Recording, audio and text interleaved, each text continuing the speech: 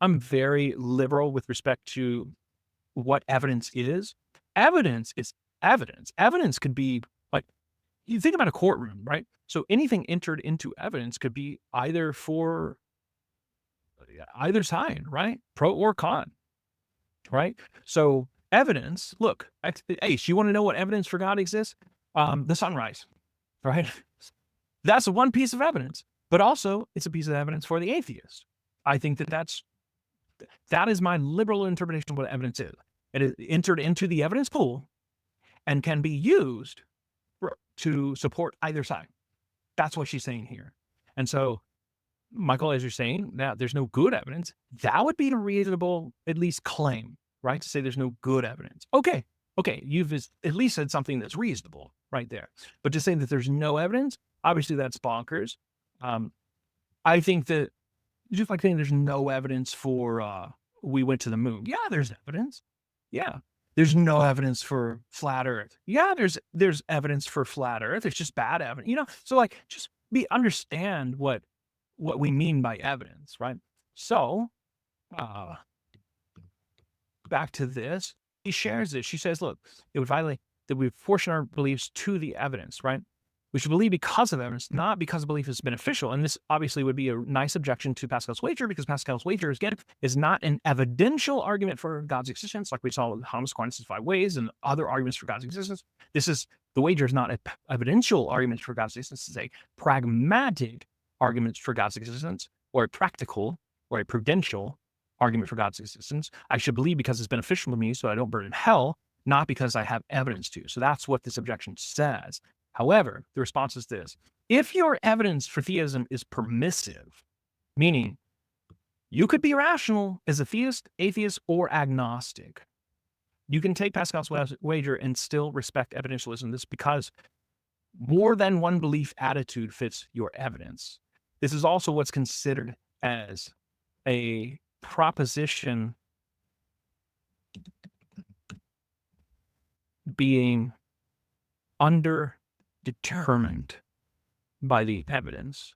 That's what we mean. So the idea that here's all this evidence, but it doesn't definitively point to one proposition being certainly true over another proposition being certainly true.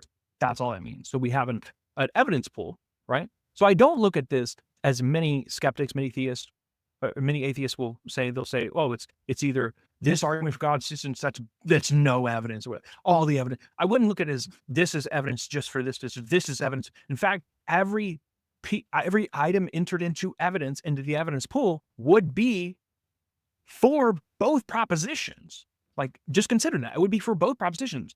It would strengthen one and it would weaken the other. That's the way I'm looking at this, right? So here's the evidence. It strengthens this side, weakens this side, or maybe strengthens both or weakens both, right? That's the way you got to think about evidence. So the sun existing, the sun rising in the morning. Well, that's evidence for God's existence. But, after all, maybe that could have just happened with the laws of physics, And so you have this battle between, how each of those views and perspectives and worldviews interprets that evidence. Those philosophical theories interpret that evidence, but it's the same evidence, right? So here you have an example of where the evidence does not determine, right? So what do I mean by determine? One versus the other, right? 1 + 1 is my evidence. 2 is one proposition, and I've got other competing propositions like 3, 4, 5, whatever, right? 1 + 1 determines that this one be true, right? Because I know with certainty that 1 + 1 = 2, right?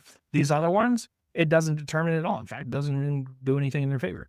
So here in empirical, especially in religious, even in political views, especially like even in courtrooms, we're not saying that this is like a special pleading a case where it's only happening in religious cases. This happens all the time. Like, just think of like murder mysteries, man. Like I read a lot of like true crime, and I've probably watched Forensic Files, like the whole catalog, probably at least 4 times, all of the episodes and all of the seasons and everything. And like, just think of like murder mysteries. Like, you don't really know who did something because we're not omniscient. We can't know. Hey, what's up, Lance? Good to see you. Yeah, thanks, man. Um, so just think about like who killed John Benet Ramsey. There's always, especially back in the 90s, late 90s, there was a book about this, like, well, who did it? Who did it? Who did it? And we still don't know, right? Because that would be an example, not even a religious example, where you have an evidence pool and it doesn't determine one proposition versus another proposition.